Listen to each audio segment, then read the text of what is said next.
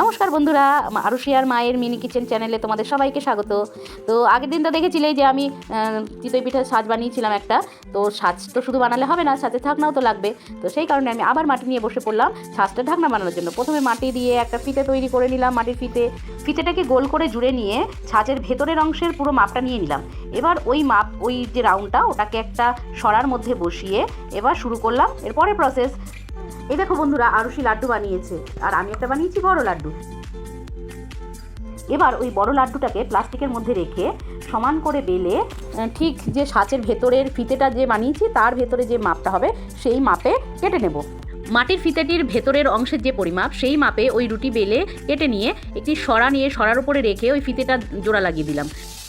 এরপরে ঢাকনাটি সম্পূর্ণ গাটা একটু মসৃণ করে লেপে নিলাম। এরপরে আরও একটা কাজ বাকি আছে, ঢাকনার উপরের অংশটা তো বানাতে হবে, নইলে আমরা কি ধরে ঢাকনাটা খুলবো বন্ধ করবো। তার জন্য মাটি দিয়ে এরকম একটা ঘটের মতন বানিয়ে নিচ্ছি।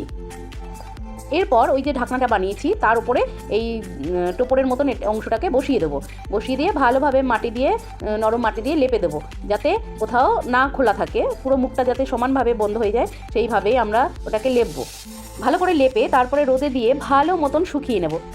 রোদে শুকানোর পরে এই যে ফাইনাল লুক, আমার পিঠের ছাঁচ এবং ছাঁচের ঢাকনা রেডি। আমার তো খুব পছন্দ হয়েছে। তোমাদের কেমন লাগলো বন্ধুরা অবশ্যই কমেন্ট করে জানিও।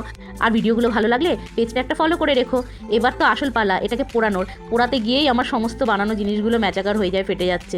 যেহেতু আমার সেরকম কোনো ব্যবস্থা নেই, তবুও চেষ্টা করব আর তোমাদের সঙ্গেও শেয়ার করব কি হলো। তাহলে এই পর্যন্তই, সবাই ভালো থাকবেন, বাই সবাইকে।